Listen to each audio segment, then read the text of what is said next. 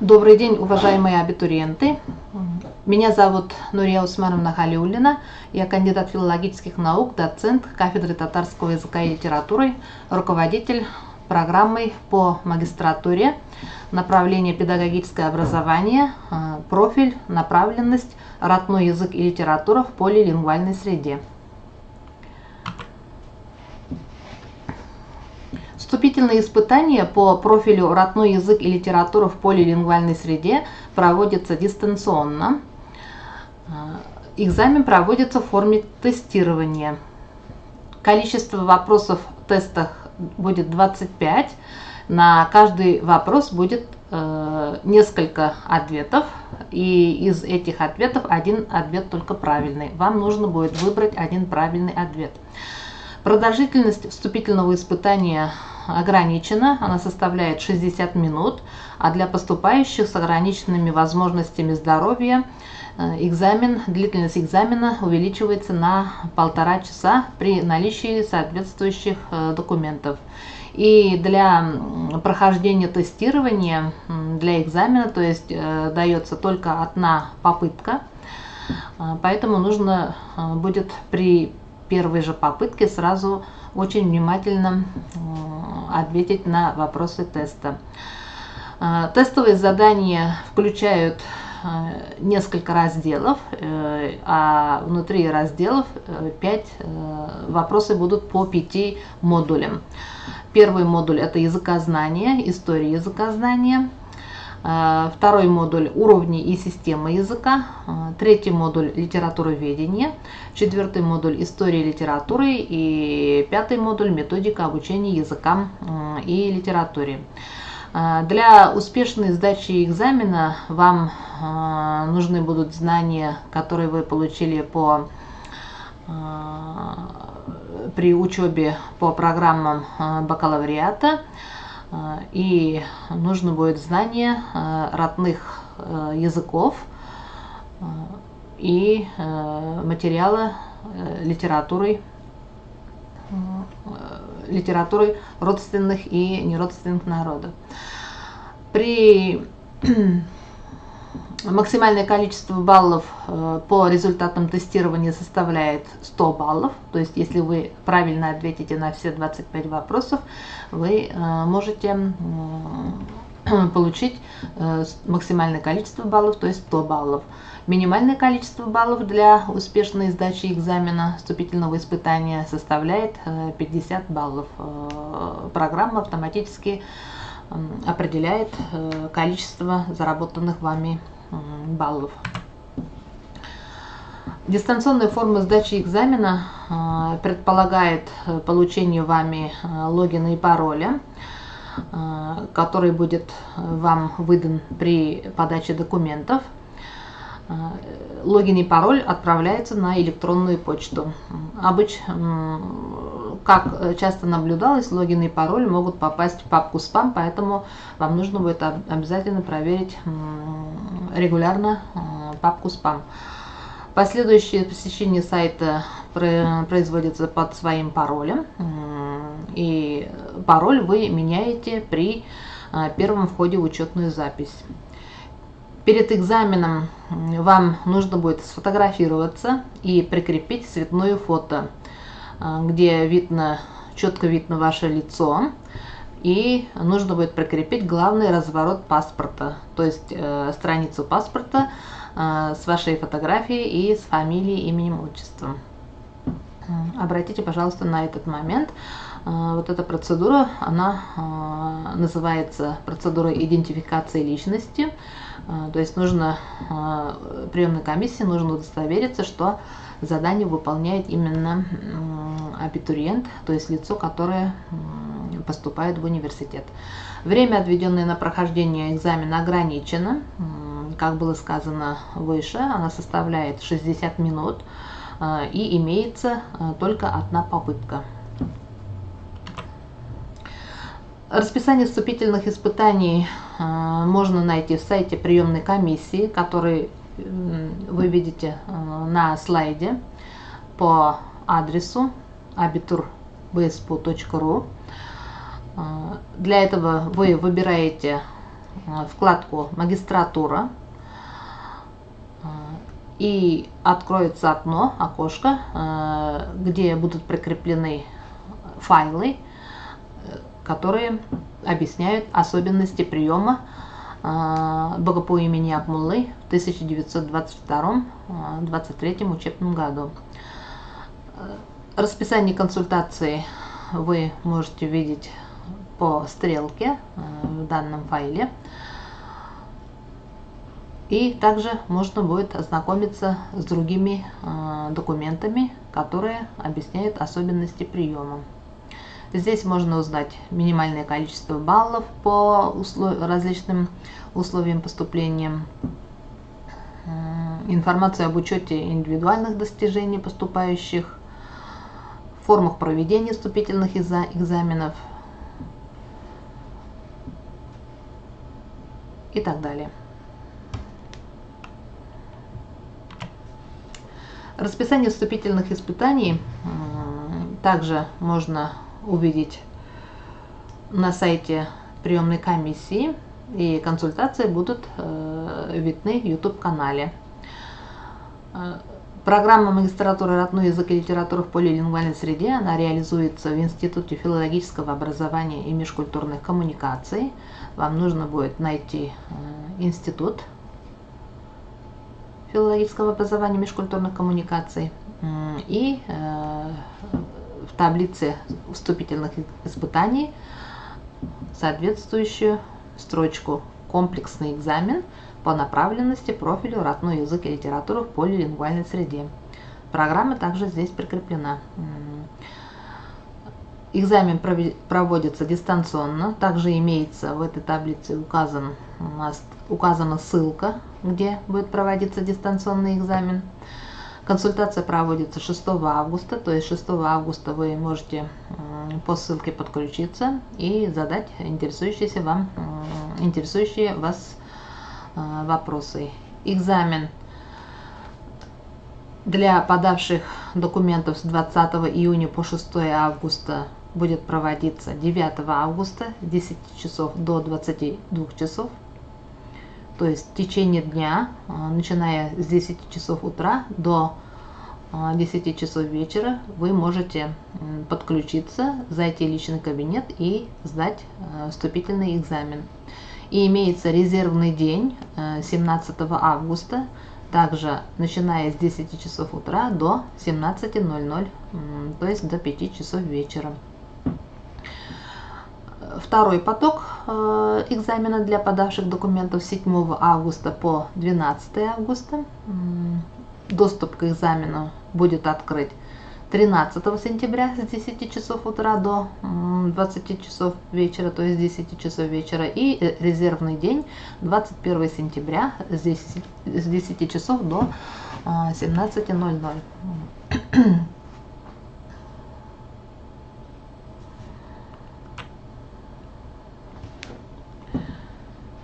Чтобы подготовиться к сдаче вступительного испытания, также нужно зайти в сайт приемной комиссии по тому же адресу, выбрать вкладку «Магистратура» и найти программу вступительных испытаний. Здесь вы можете найти все программы вступительных испытаний по программе магистратуры Бога по имени Акмуллы и находите нужный вам файл «Программа вступительных испытаний родной язык и литература в полилингвальной среде». Но, как вам известно, данная программа реализуется заочно с применением дистанционных образовательных технологий.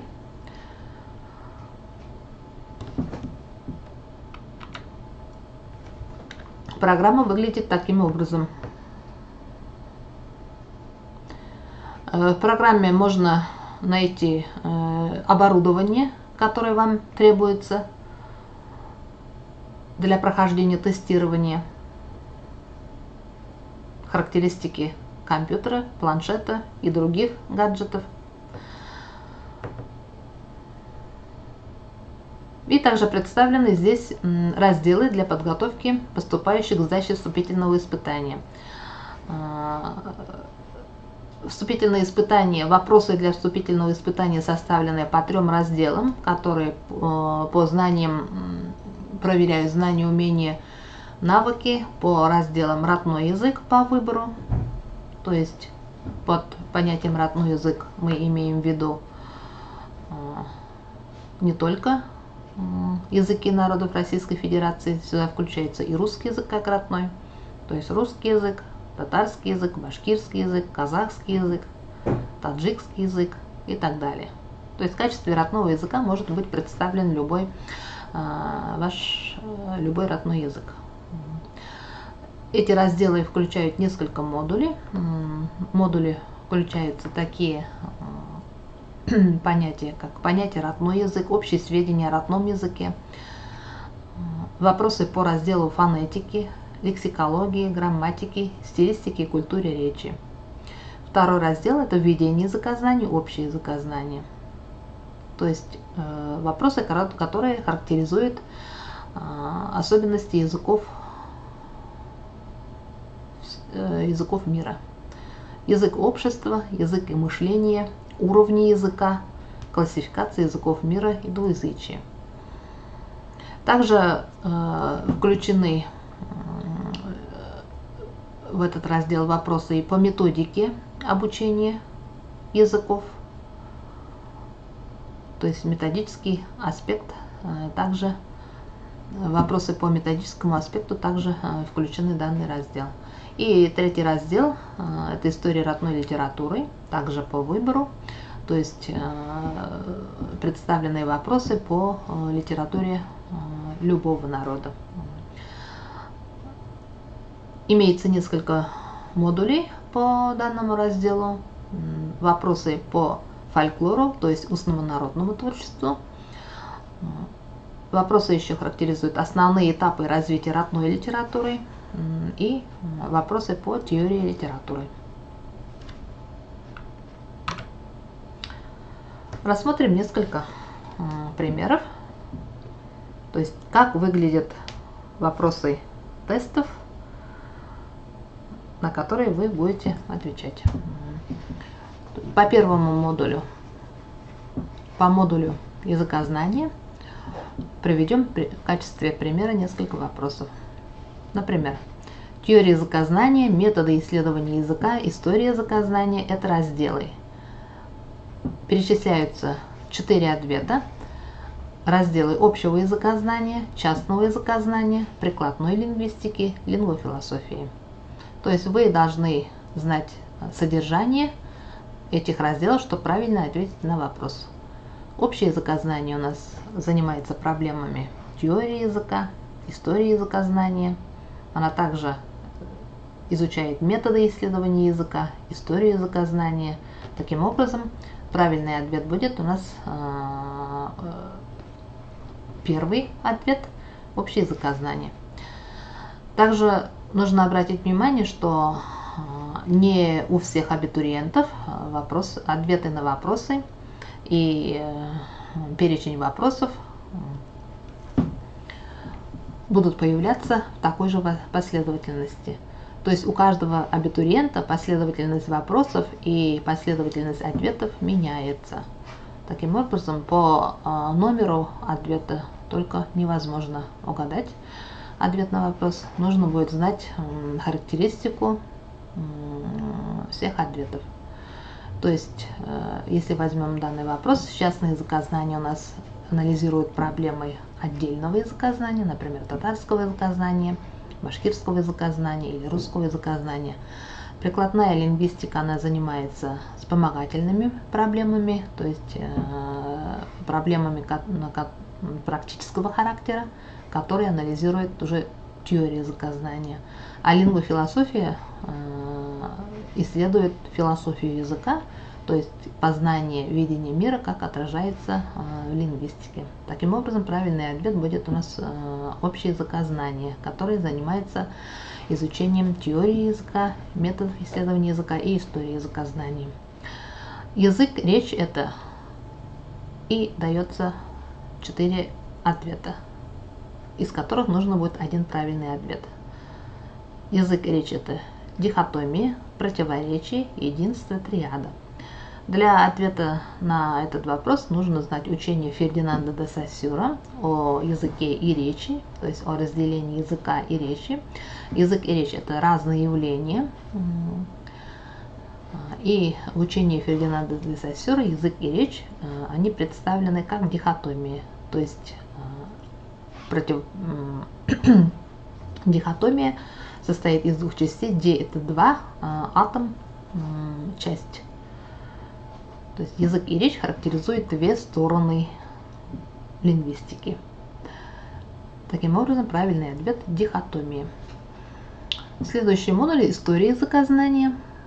История языкознания, она представляет историю изучения всех разных семей языков. Например, для примера приведем такой вопрос.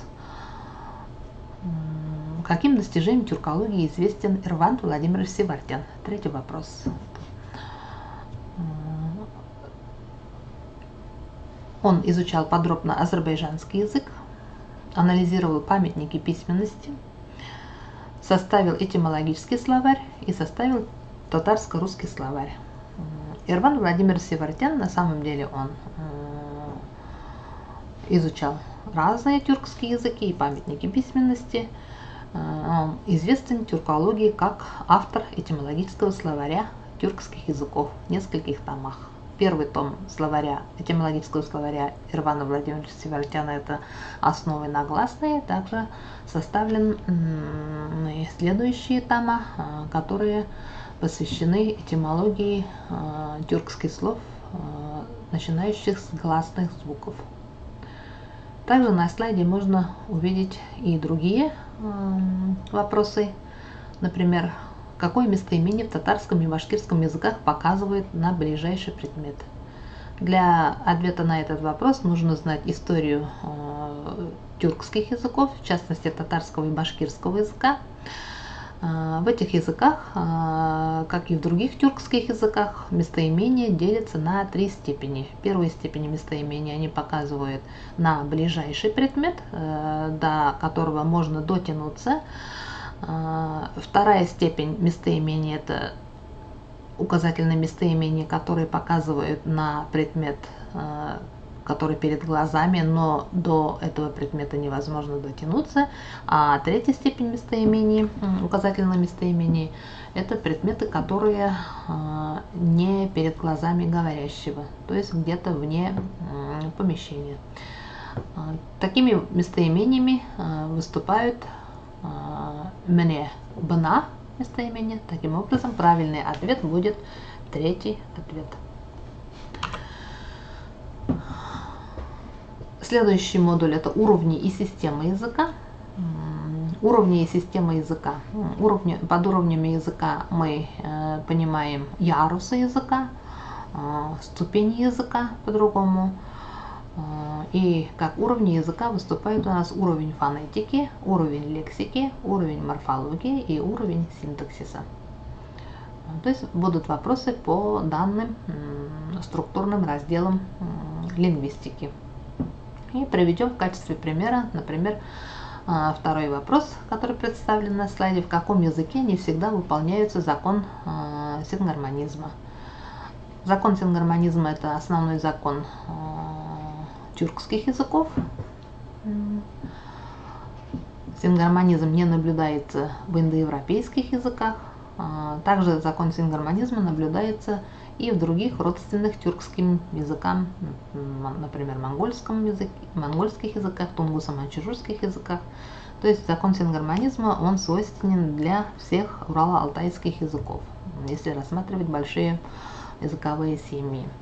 И закон сингармонизма не всегда выполняется в узбекском языке. Из тюркских языков в узбекском только языке не всегда выполняется закон сингармонизма. Ну, как вам известно, сингармонизм – это согласование звуков речи. Если в первом слоге тюркского слова гласный переднего ряда, то в остальных слогах по закону сингармонизма также будут употребляться гласные только переднего ряда. Например, болалар первом слоге ба у нас гласные заднего ряда, то есть твердый гласный, поэтому остальные слоги при присоединении окончания также будут иметь гласные заднего ряда, то есть твердые гласные. Таким образом, правильный ответ узбекский язык, четвертый ответ. И приведем еще один пример, как переводится форма сарик чагатайской группы по классификации Самойловича. Но для ответа на этот вопрос вам нужно знать классификации разных авторов тюркских языков, то есть классификация тюркских языков, которые были представлены разными авторами. Здесь идет речь о классификации Самойловича. Как переводится слово сарик? Спрашивать, овца, желтый, просачиваться. Спрашивать будет сроу, роу. Для примера возьмем татарский, башкирский языки из тюркских языков. Овца сорок, хорок. Желтый соры, хора. Просачиваться сорку. Есть такой глагол. Правильный ответ будет желтый.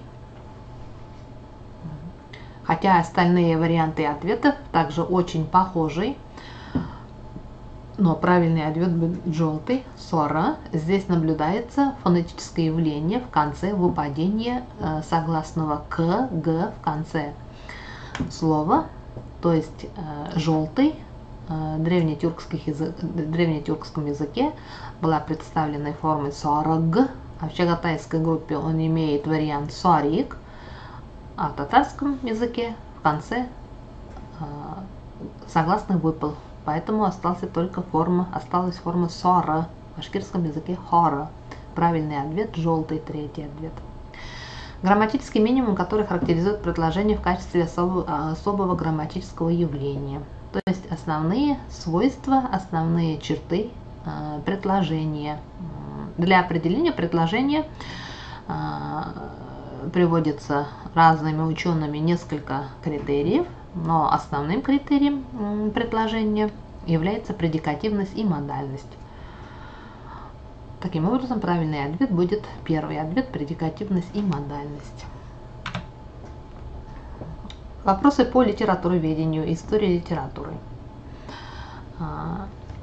Рассмотрим пример, где представлен вопрос по теории литературы, по основным терминам теории литературы. Построение произведения, связь и расположение его частей.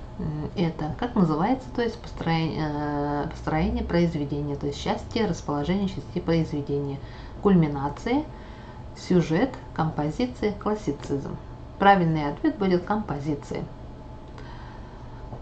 Кульминация – это один из основных, самых критических моментов произведения. Сюжет также излагает логику произведения, но включает не все части, не в форме расположения частей произведения. А классицизм – это также неправильный ответ, это течение, это направление литературоведения. Поэтому правильный ответ будет композиция, третий ответ. Род литературы, особенностью которой является отображение жизни через чувства, мысли и переживания, это лирика, эпос, драма, романтизм. Правильный ответ будет лирика. Также по истории литературы. Как было сказано выше, здесь представлены вопросы по литературе разных народов. В первую очередь по литературе тюркских народов, по литературе по татарской, по башкирской, по киргизской, по якутской литературе. Например, какой народ создал Олонхо? Якуты, башкиры, татары, казахи. Правильный ответ будет якуты. Олонхо – это пример эпос якутского народа. Например, героем какого произведения является Фархат? Киса и Юсуф, Лейля и Меджнун, Хасров и Ширин, Ромео и Джульетта. Героем произведения Хасров и Ширин является Фархат. И, как известно, Хасров и Ширин является литературным памятником всех тюркских народов. Он был переписан, то есть основывается на произведении Низами. В татарской литературе Хосров и Ширин изучается как произведение Кутба еще говорят. То есть автором этого варианта Хосров и Ширин является Кутб, но он основан на сюжет и композицию произведения Низами Ганджави, то есть азербайджанского автора, азербайджанского писателя. Автор первого детективного романа в татарской литературе.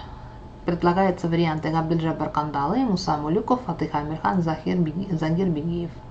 Но здесь, как видно, нужно знать историю развития татарской литературы. В татарской литературе, в истории татарской литературы автором первого детективного романа является Загир Бигиев. Это автор произведения «Мыңнер яки гүзел кыз Хадише», «Красавица Хадича» и «Тысячи» и «Зур гунахлар», «Большие грехи». Автор Загир Бигиев. Правильный ответ, четвертый ответ. И для примера приведем несколько примеров по методике обучения языкам и литературе. Науки, послужившие основой для методики обучения родному языку, это психология, педагогика и лингвистика. Правильный ответ будет второй ответ. Методика обучения языкам и литературе, она основывается на данной психологии, педагогики, также лингвистики. И еще один практически такой вопрос. Развернутый конспект урока соответствует следующему виду планирования учебного процесса. То есть здесь в качестве ответов представлены разные виды планирования учебного процесса: годовой, календарный, тематическое, поурочный и другой план. Конспект урока у нас представляется учителем по урочном плане, то есть поурочный план учителя, он представляет собой развернутый конспект урока, конкретного урока. К достоинствам проблемного обучения относятся развитие мышления учащихся, большие затраты времени, слабая управляемость познавательной деятельности учащихся и учет индивидуальных особенностей учащихся. Правильный ответ будет развитие мышления учащихся. То есть проблемное обучение направлено на основной чертой, основным признаком проблемного обучения является развитие мышления учащихся. В следующем слайде представлена рекомендуемая литература. Литература, которая здесь указана, она представлена и в электронном варианте, то есть данных авторов, данные пособия вы можете найти и в электронном варианте.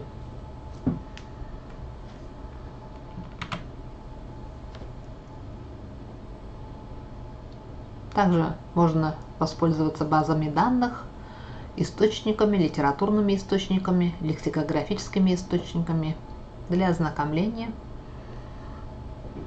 с материалами других языков и незнакомых вам языков и литератур. Еще раз напоминаю, я Халиуллина Нурия Усмановна, я руководитель программы «Родной язык и литература в полилингвальной среде». Можете записать мой телефон 8 927 639 61 39. По особо в критических ситуациях можно позвонить по данному номеру, и также представлена моя электронная почта. Можно написать в электронную почту по вопросам организации проведения вступительного испытания, тестирования. И актуальные ссылки, представляю адреса сайтов Башкирского государственного педагогического университета имени Мифтахиддина Акмуллы, представлены на слайде. Уважаемые абитуриенты, мы с нетерпением ждем вас удачного экзамена. До встречи в учебе по программе «Родной язык литература» в полилингвальной среде. До свидания. Первый вход в личный кабинет у нас уже был. Теперь рассмотрим первый вход в систему вступительных испытаний. Если у вас во вкладке «Вступительные испытания» в личном кабинете отображается расписание вступительных испытаний, личное расписание, то есть оно примерно будет выглядеть так: те предметы, которые вы должны сдавать в ВУЗе, у вас будут отображаться, если их вам назначат, то есть назначат экзаменационную группу уже. Как только у вас вот в личном кабинете отображается такая табличка, значит, к вам пришло письмо на почту об учетной записи в системе вступительных испытаний. То есть вот вступительные испытания БГПУ имени Акмулы, новая учетная запись. Обратите внимание, что часто вот именно эта рассылка попадает в папку спам. Обязательно проверяйте папку спам. Вы заходите и проходите по ссылке. Вот, по ссылке. Вы оказываетесь на сайте, где будут проходить вступительные испытания. Вы копируете логин. Логин — это ваша электронная почта. И пароль, обратите внимание, что он временный, то есть вы заходите через него только один раз. Заходим. При первом заходе вас потребует, чтобы вы сменили пароль на свой собственный. Все. Как только вы смените пароль на собственный придуманный, вы под этим паролем всегда заходите на любые экзамены именно под своим собственным паролем. То есть никаких новых вам уже не пришлют, если у вас несколько экзаменов. Вот я поменяла все на собственный, то есть все, я свою учетную запись полностью поменяла, теперь зайти могу только я. И вот уже вот этого нашего абитуриента тестового вступительное испытание есть, социальная психология. Обратите внимание, что 23 июля, то есть только 23 июля вы сможете сдать это вступительное испытание. Тут у вас будет путеводитель, который вам, если что, поможет разобраться, как этот сайт работает. Но я быстренько вам все-таки объясню какие-то моменты. У вас тут будут закреплены две инструкции по закреплению файла. Она вам пригодится для того, чтобы закрепить вашу фотографию перед непосредственно экзаменом. То есть, например, тут у нас говорится дать ответ на задание. То есть надо сделать сначала фотографию с паспортом, чтобы потом у вас открылся тест для прохождения. В инструкции, которая будет закреплена в личном кабинете, будет все тоже подробно расписано. Вы должны сфотографироваться так, чтобы было видно ваше лицо и, главный разворот паспорта. Такую фотографию вы подгружаете в первое задание, где прикрепить цветное фото, где видно лицо абитуриента и главный разворот паспорта. Как только вы его прикрепите, у вас откроется тестирование. Тестирование длится от часа до 1,5 часов для обычных абитуриентов, и для абитуриентов с ограниченными возможностями здоровья будет отдельный тест еще вывешен, где будет 1,5 часа и более. На 1,5 часа, не более на 1,5 часа продлен этот тест.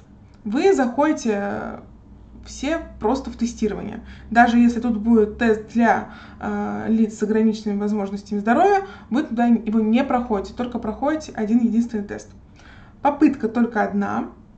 Если у вас какой-то технический сбой, то, пожалуйста, сразу же вы пишите на почту приемной комиссии или звоните на почту приемной комиссии.